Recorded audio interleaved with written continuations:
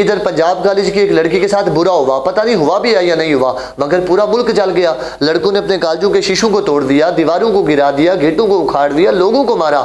میں نے کہا کیا ہوا؟ کہنے لگے اپنی بہن کے لیے ان کی غیرت جاگ گئی۔ میں نے کہا یہ غیرت اس وقت کدھر تھی جب کشمیر کی بچیوں کی عزتیں لوٹیں، جس وقت برما کی بچیوں کے کباب بنا کر کے لوگوں نے کھا دیے، جس وقت فلسطین کے اوپر بم مار کے بچیوں کو بھون دیا گیا، اس وقت ان کی غیرت کیوں نہیں جاگی؟ کہتے ہیں جی اپنے ملک کی بچی کے لیے غیرت جاگی ہے۔ میں نے کہا پھر یہ غیرت جاگی بھی تو شرم ہے، کیسی جاگی کہ اپنے ملک کی تنصیبات کو آگ لگا دی، اپنے کالجوں کے شیشوں کو توڑ دیا، اپنے کالجوں کی دیواروں کو گرا دیا، اپنے لوگوں کو مار دیا، یہ غیرت جاگی؟ میں نے کہا یہ تعلیم تمہیں دیتی ہے، یہ کیسی تعلیم ہے تمہاری؟ وہ اقبال نے بات کی تھی نا، اللہ سے کرے دور تو تعلیم بھی فتنہ، املاک بھی، اولاد بھی، جاگیر بھی فتنہ، اور نہ حق کے لیے اٹھے تو شمشیر بھی فتنہ، شمشیر کیا نعرہ تکبیر بھی فتنہ۔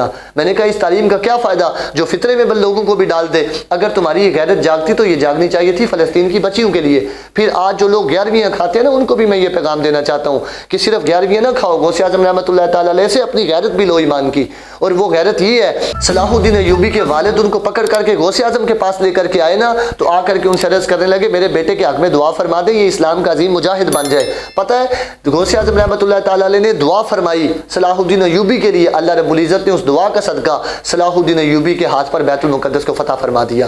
اور پھر صرف فتح نہیں فرمایا، صرف دعاواں نہیں کیتیاں بیٹھ کے جو آج پیر اور مولوی کرتے ہیں اندر بیٹھ کے اجرے میں، جو ہم نے بڑی دعائیں کی ہیں فلسطین کی فتح کے لیے، اسکولوں اور کالجوں میں بھی ہو گئی۔ میں نے کہا عملی طور پر بھی عمل کرنا پڑتا ہے، اندر بیٹھ کے صرف 11ویں نہ کھاؤ بلکہ غوث اعظم کی سنت پہ بھی عمل کرو۔ سن لو یہ بات، غوث اعظم رحمۃ اللہ تعالی علیہ نے صرف دعا نہیں کی بلکہ صلاح الدین ایوبی کے پاس جو فوج تھی نا، اس فوج کے جو سپاہی تھے ان میں 70% سپاہی سیدنا غوث اعظم رحمۃ اللہ تعالی علیہ کے مرید تھے۔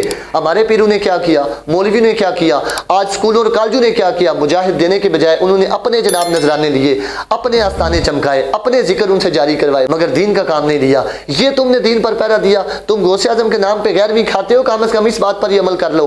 غوث اعظم رحمۃ اللہ تعالی علیہ کا یہ فیضان تھا کہ صلاح الدین ایوبی کی فوج میں ان کے مرید شامل تھے، پھر باقی 30% جو مرید تھے وہ حضرت امام غزالی رحمۃ اللہ تعالی علیہ کے مرید تھے، جو وہ سپاہی بن کے صلاح الدین ایوبی کی فوج میں موجود تھے۔ یہ ہمارے بزرگوں کی تعلیمات تھیں۔ آج آستانوں کو کیا ہوا؟ آستانوں سے کیوں حق بیانی نہیں ہوتی؟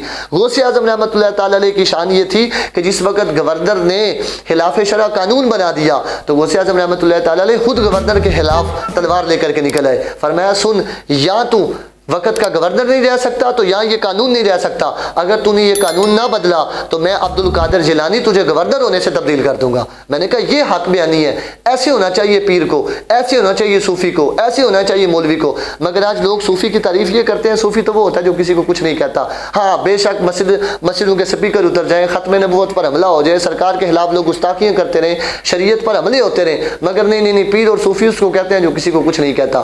میں نے کہا اللہ تعالیٰ سے میری دعا ہے کہ اس دور کی ظلمت میں ہر قلب پریشان کو وہ ایسا داغ دے دے جو چاند کو شرما دے۔ یہ اقبال نے بات کی تھی نا، اللہ تعالیٰ ایسا داغ عطا فرمائے، ان مولویوں کو، پیروں کو اور سکولوں والوں کو بھی ہدایت عطا فرمائے جو فلسطین کے حق میں بات کریں، اور برما اور کشمیر کی اور فلسطین کی روتی بچیوں کے حق میں بھی کوئی دعا کر سکے، ان کے خلاف عملی طور پر اقدام کر سکے۔ یا اللہ ان کی تو مدد فرما۔